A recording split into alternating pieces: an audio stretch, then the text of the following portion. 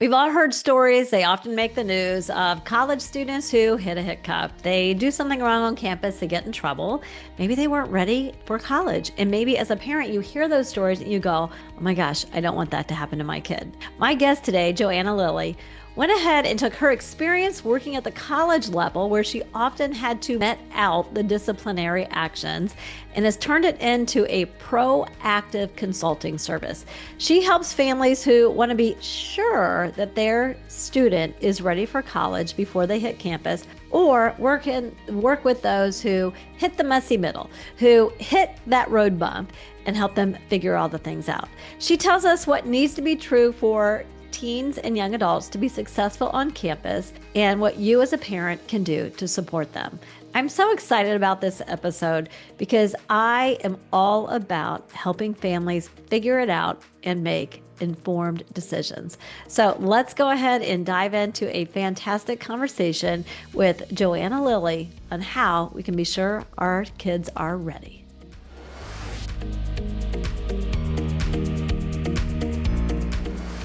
Joanna Lilley, welcome to the show. Thanks for having me, Lisa. I'm excited to do this, and I don't know what our timing is going to be, but we're both on each other's shows because we love supporting this age group of high school, early 20s. And so we're like, oh, it makes sense to do two episodes. So this is going to be fun, and a very different episode than what we did over on your show. So we'll be Yep. sure to link to that episode in the show notes if people want to get another dose of us, if they aren't worn out from us, right? So, I recently posted an Instagram story that I reframed as, I'm on a mission to banish the word college dropout, or the phrase college dropout. And it got a lot of positive response. I figured it might. And I just said, I'm on a mission to get rid of that because it feels like very full of shame. And when people are in a state of shame, I don't think that teens and 20 somethings are very open to getting the support that might benefit them. And I know in your role as a consultant, you are often working in a reactive mode, even though you would love to be in a proactive mode. And with that said, you're more in that reactive mode. So you've learned some lessons from that. Tell us first of all a little bit about what you do. Yeah. I'm a therapeutic consultant that works with young adults, like you said, the majority of which are in a reactive state. Honestly, I started my consulting practice for that exact student population that you were just describing. I won't call them college dropouts, but it was the student that was not doing well on campus. And usually that shows up because their grades all of a sudden drop, and that's not indicative of their academic performance, but it's everything else, right? It's the like mental health, or the, something's going on in the family, or there's financial stress, or they've had their first trauma or grief, like profound grief. All of that is to say, that was me working in higher education a long time ago, it feels like, and wanting to help this student population, but basically having my hands tied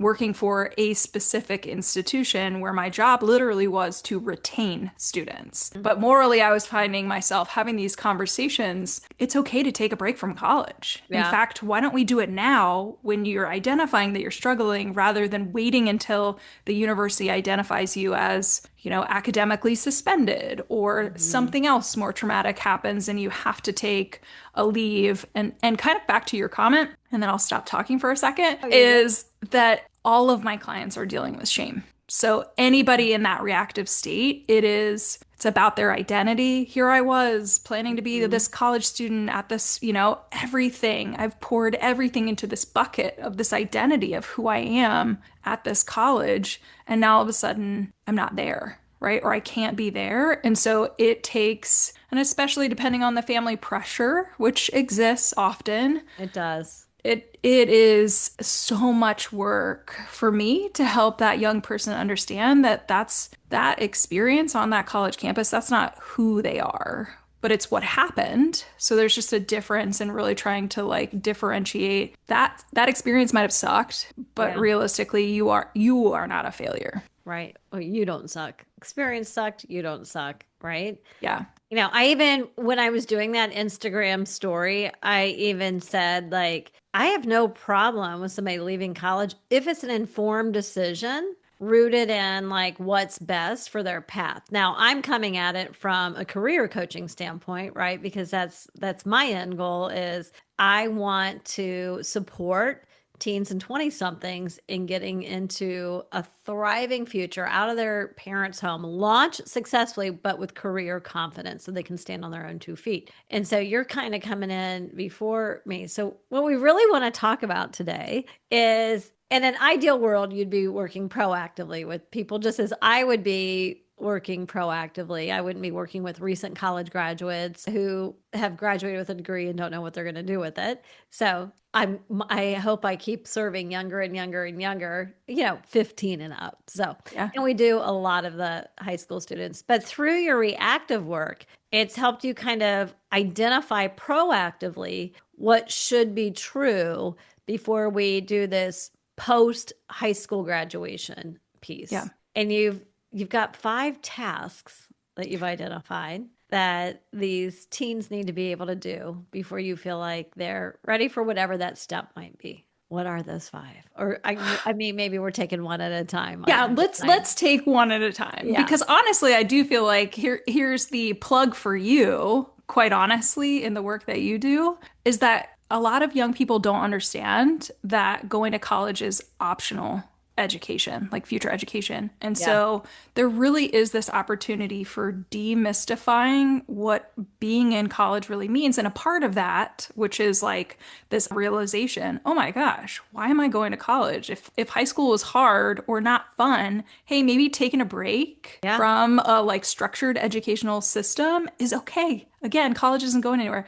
But I say all this, and a part of that is you have to know what you want to do. And I'm not saying every 18-year-old needs to know what they're going to do. In fact, that's probably not realistic. But you have to have some experiences figuring out what you're really interesed in. Because again, You're if you're like, just you're speaking all my love language right here, obviously. I mean, as I'm hearing this, first of all, I say it's okay for your kid to be college curious or even career confident, like they want to go direct to employment.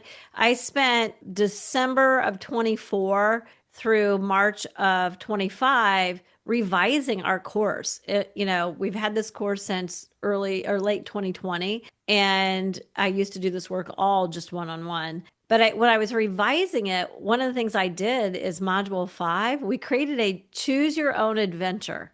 And the choose your own adventure piece is lesson 2 is an A, B, C, or D. And it's what educational path do you aspire to that dictates which adventure you choose when you get to that module of our course. And it really is about, am I 4-year college bound, 2-year college bound? And then we go through all these other alternative pathways that are 100% okay. And so I always say, like, and in module 4, we're like curating experiences because you can't know if you don't curate some experiences. So with that in mind, then if we know what the job is, then let's figure out the job first, then figure out how we're going to get there. And some kids might go, well, period. My daughter's in sales. She didn't need a 4-year degree to go in sales, but she chose that path as an informed decision. So I love the messaging of like, it's okay not to go to college. yeah. I'm curious, when you're working with a student who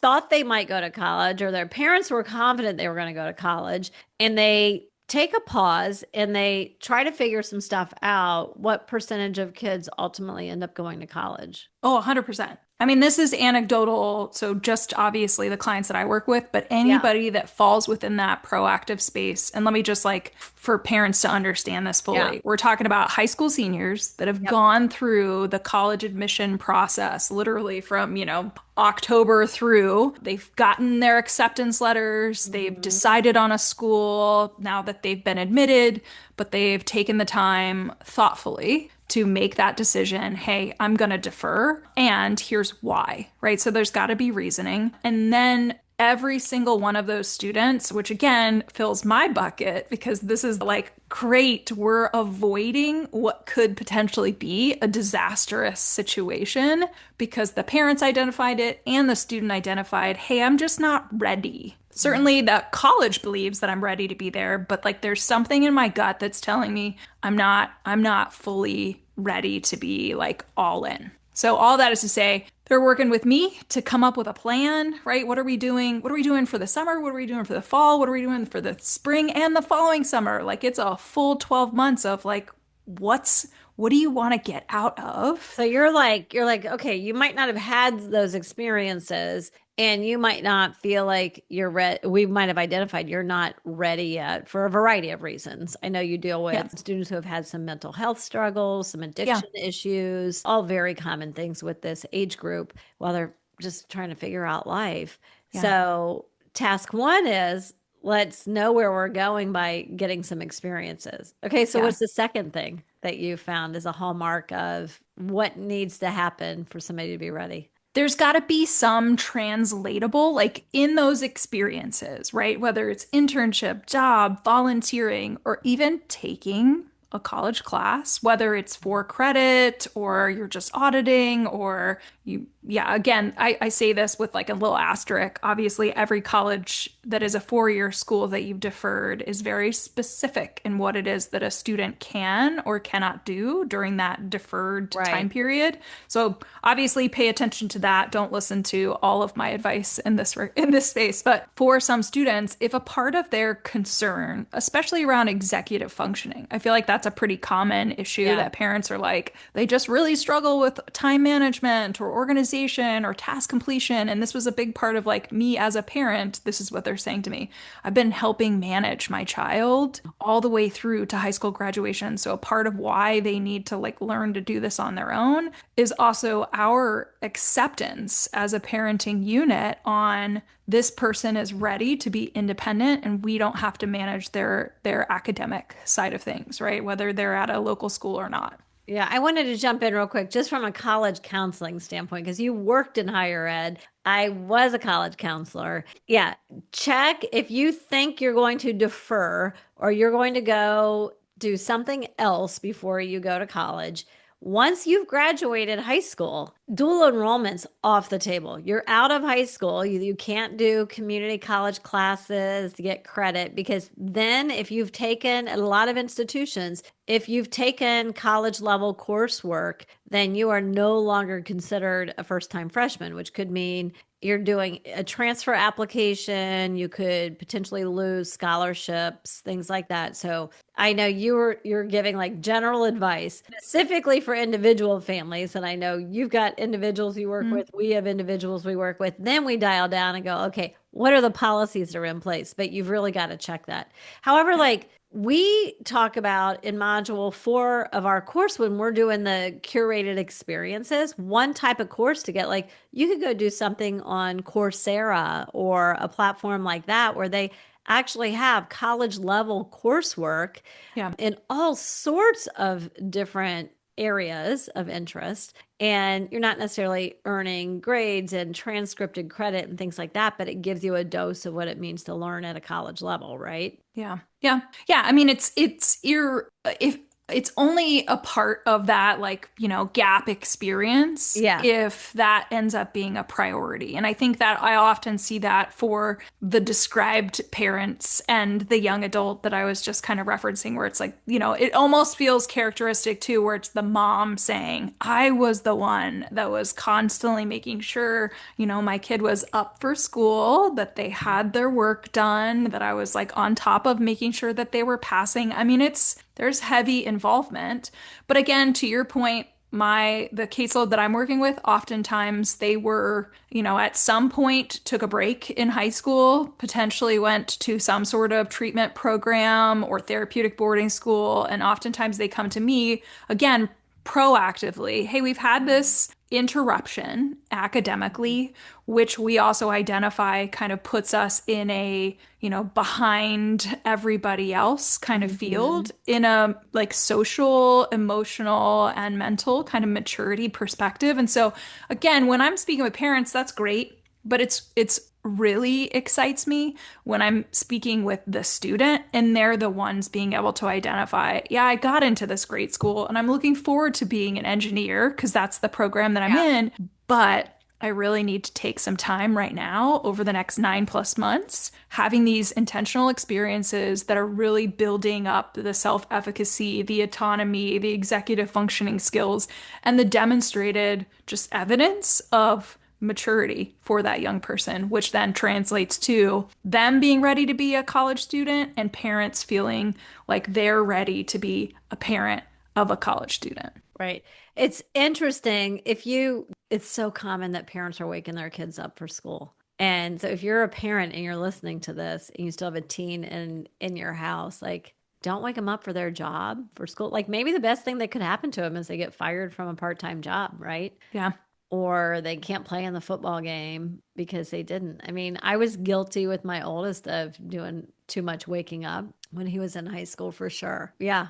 Okay, what are some other hallmarks? I think actually I'm just gonna piggyback off of that. Just Yeah. in general, I think a part of us understanding whether or not our student will be able to survive, because that's Mm. really what it is. College is an experience out of the home for the first time, like really navigating new dynamics, new relationships, new situations, new experiences, all of the above. If your child has never had the opportunity to experience any adversity, like you said, natural consequences, potentially losing a job or failing a class or, like losing a friend, whatever the case may be, that's going to be tremendously harder for them when they land on a college campus because let's just be real, it almost feels like there is, well, let me back up. The reactive students that I work with, more Mhm. often than not, a part of that internalized shame from their academic experience is because they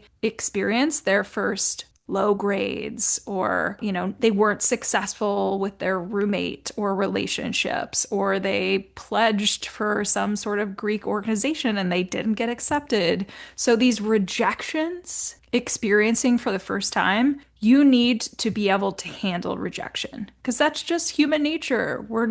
Nothing is seamless or linear or without adversity. And so you are going to do poorly on some sort of college exam. And so we got to be ready for it. And if a part of that is, oh my gosh, I am a failure, rather than, shoot, I just failed that assignment. I got to figure out how to study differently next time. Like that's the kind of stuff that is going to matter in hindsight in high school that will build that resilience for college. It's interesting because for most kiddos, most teens, and young adults or late teens, some sort of adversity usually comes, right? Whether it's socially, whether it's academically. Occasionally though, and I've been doing this for working with this age group for over 30 years, but occasionally there is such a superstar that kid school was a breeze all the way through, like, and I don't get this, AP Calc BC, multivariable calculus, like that's so far beyond me. But there are kiddos for whom academically it was a breeze. They had solid friendships and boy friendships are easier than girl friendships, so maybe there's a gender thing there. I don't know. I'm not going to get into that debate. Who's got it harder? Who's easier? But there is the occasional kiddo that really doesn't have adversity. Like my kids had to navigate, like, we're a divorced family and we have a bonus family that's really well blended. We've been together for over a decade. So my kids all had all kinds of different things. But for that occasional child, if a parent's listening to this saying, my kid hasn't had that, legitimately hasn't had it, it's rare, but it does happen. How could a parent, in your understanding of what you've done, help their kid be prepared for when adversity comes? Because it will come, right? Yeah. Even if their kid hasn't had adversity in high school. Yeah, I think the two things come to mind. One, take advantage of the summer before college as an opportunity for life lessons to be learned. So if you're the parent who has done a lot for your child, start to peel back. Let them wake themselves up. And if they end up getting reprimanded at work, like let that be a learned and lived experience. And then the other piece too is I think it's helpful to have somebody that's not a family member, whether it's a therapist or a coach. I mean, I know that a lot of colleges really promote whatever types of resources they have on campus. I think that's great to know what would exist on the actual college campus that you're looking at. But also, just full transparency, I think it's helpful to actually have like a resource that's not tied to the school. So, if Mhm. again, if it's a therapist or a coach, somebody that the student can actually start working with a little bit before college begins so that they can build rapport, establish trust, and then ideally that student is able to be honest and vulnerable with the coach or therapist, again, non-judgmental around.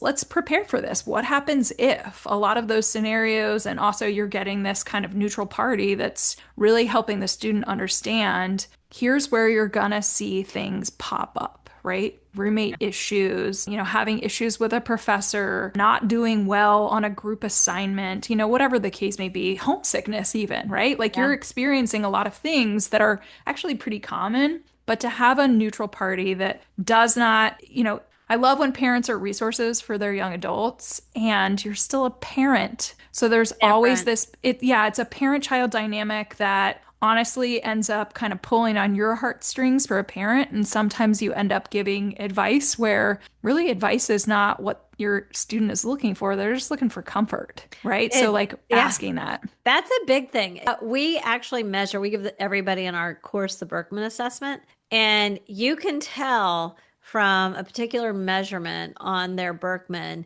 if it's an individual that tends to want a co-problem solver with them or just a listening ear. And I think parents so often are wanting to jump into that. I've learned at times, and I don't do this perfectly, but to say to my, now adult kids, our kids are all 24 to 34, but to say to them, like, are you just needing to vent or do you want some input? Right. And I remember about 2 summers ago, my now 27-year-old, he called me and he was going, and I thought, I didn't ask and I just jumped in. And he's learned through me asking that question. He's like, just call an event. And then actually later in that same conversation, he's like, okay, but what do you think? After he got it all out, right? So, but just asking that question. Yeah. So, okay, if you have like, I can imagine that people reach out to you, and this happens to me a lot, where it's the parent has that inkling of like, maybe we're not ready. And there's all this peer pressure, like everybody's doing XYZ after school. There's all this peer pressure. There's all these societal expectations to have it together. I frequently have parents saying, like, well, this is going on over here, and I'm just not sure. And we have a conversation, but the kid is not yet on board with that. I bet it's probably rare that the kid's saying I'm not ready and the parents like, no, we're still going to go. How do you have advice for parents that like are in that kind of messy middle in between space about how to navigate that in a really healthy way? Yeah, this conversation is happens more frequently and it's usually around the like April time period, right? Because it's like, Okay, oh my yeah. gosh, we're almost ready for that commit date and like we're as parents getting nervous about this idea of commitment. Again, often reflective of a parent that's saying, "Hey, my child thinks that they're ready, but they're clearly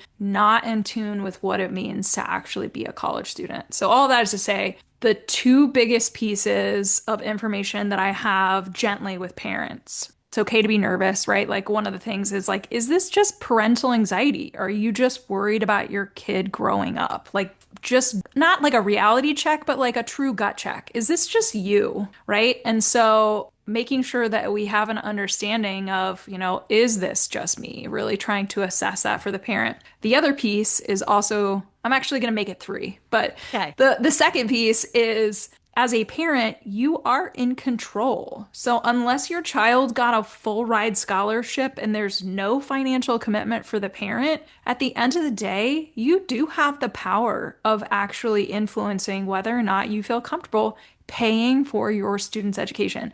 Now, I'm really clear with parents in saying the only reason that you would be assertive in this process is if you are very fearful of your child not being okay when they go. It's a safety issue. It's a safety issue, right? Like, again, from a mental health perspective, Yeah. from an increase in substance use, from a like just a true disconnect around their understanding of like you're going to college, which means you have to actually go to class. You have to do your assignments, you have to do schoolwork. So if you hear your child really just like not showing up in a way that makes you feel comfortable, again, from a safety perspective, for them being out of the home on a college campus, then that's when I would kind of be a little bit louder. Mhm. But the third part too, which is it's in that same vein, but it's more along the lines of there's something about kind of like a socially outward child, right? Like you've got the one who just cares about the college life other than the academic side of things, where you're just Right. like, okay, you're going to have too much fun and I'm going to spend some money on this.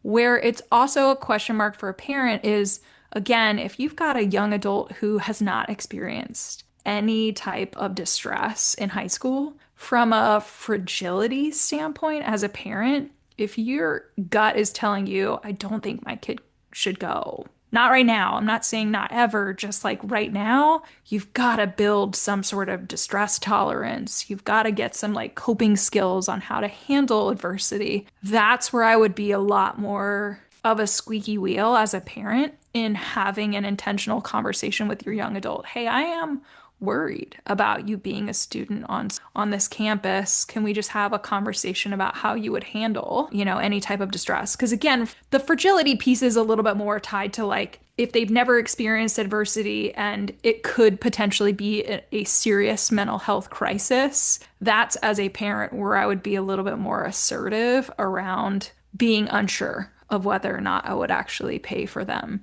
to go to school. I have also found though that sometimes parents underestimate what their kids actually can do when given the chance. And so let's just as we're wrapping up, I want to throw this last question out to you. If the family then decides like, okay, maybe I as mom am overreacting or whatever, and the kid really, and I know of kids who have had full rides, not only full rides, but also being cut a check by the university that offsets housing. And the kid had some savings and took the federal student loan. And I've known a kid like that who actually still went, even though the parents said it was not a good idea. And there was no way to stop them because they legally are an adult and they were able to pull it off. And it did not end well. But then the student recovered, and I'm happy to say is a late 20 something doing really, really well. So let's hold space for that. But if you're having these conversations and then they decide, you know what, nope, we're gonna go ahead and go, but we've got whether the parent is justifiably nervous or not justifiably nervous. What's your recommended like cadence of check-ins and how to be sure that they really are okay if you've got some concerns once they get on campus without being too overbearing and moving Yeah. to the apartment building next door to the campus? Please don't do that. Yeah. Please don't. I think the cadence is going to be unique to every parent and child based on what makes sense. And so I will say that whatever feels comfortable, though, have that conversation before the school semester starts. Hey, Yeah. you're going off to school. I mean, depending on how far away they are, or whatever the case may be, right? If they're far enough away where parents aren't visiting frequently or the young adult's not coming home, we expect to communicate with you at least X amount of times a week. Yeah. Please, we could even, I have some families that will even do like set scheduled calls. Hey, we're going to do a FaceTime on Sunday afternoons. Everybody's on. It's not just you, as a student, it's the whole family. So I would actually say just have the conversation ahead of time and kind of figure it out. I think the other thing that's really important is as a parent, always extend the opportunity to check in. Hey, I noticed that I haven't heard from you, or, the last time we did a FaceTime call, you looked a little tired, like just wanted to make sure you're okay. So continue to show some sort of like extended arm for support, offering, again, open communication and dialogue. But realistically, the only way that you'll know as a parent how your student did is at the end of the semester. It's true. No, I did not monitor my kids' grades throughout the semester. I would ask them, how are you doing? And I would trust that they were telling me. And sometimes I got accurate information, sometimes I did not. But I would not pay the next semester's tuition bill or housing bill until I saw the grades from the current semester. And that was just our deal. Like, if I'm going to help fund this, Yeah. you've got time to, like, if you got a wonky start or you had a bad exam, you've got time to get it together. But we had an agreement of, they had to have a 3.0 or above for me to continue paying, and them not to be on the hook for any tuition. And I would say, show it to me at the end of the semester and I'll pay the next semester. And that, as far as like when payments were due, and I mean, that always worked out just fine. Like, I wasn't, behind the eight ball or anything like that. Yeah. I like that plan. I mean, I It's would, just a practical, I mean, it's what it works for is. us. It's not necessarily going to be exactly what works for every family, but I really don't think that you should be checking your kids' grades all the time. I completely agree. But I do And think it's a trust but verify kind of situation. well, and And then if if they you're give writing the you, check, right. And then if they give you like a reason not to trust, then okay, revisit what your agreement is then, right? But you know what? Hold space for the fact that they may surprise you. I remember when our youngest went off to college and she was only 20 minutes away, right? She went to the University of Cincinnati. I actually had encouraged her to look farther away, but she decided to stay here. And, it ended up being they were the COVID kids. They graduated high school in 2020. So it worked out fine. But she said, like, 6 weeks, we're not going to see each other or talk for 6 weeks. And I said, okay. And, or not, I mean, we would text, but she didn't want to see me. She didn't want me showing up at the campus. And a week in, she sent me a text. She goes, I can see from your location that you are down here. I think you had a speaking event. Can you come get me and can we run to Kroger? And I was like, heck yeah. So they may surprise you, parents. So don't assume that you won't hear from them. Well, Joanna, if you've got anybody listening today who says we want to be proactive with this, or oh my goodness, we're in the messy middle, or hey, something happened and we're in a reactive state, how do they find out more about working with you? best way is to just stumble upon my website, which is .lilley consulting, and that's LLEY consulting.com. I've got tons of articles written. I've got a podcast as well, like you said, which you've been a guest on. And so lots of information, honestly, where I think parents even just find stuff on the site, which provides them the information that they need. Otherwise, you can actually just contact me through the website too. Awesome. Thank you for making the time to be on today. Thanks for having me.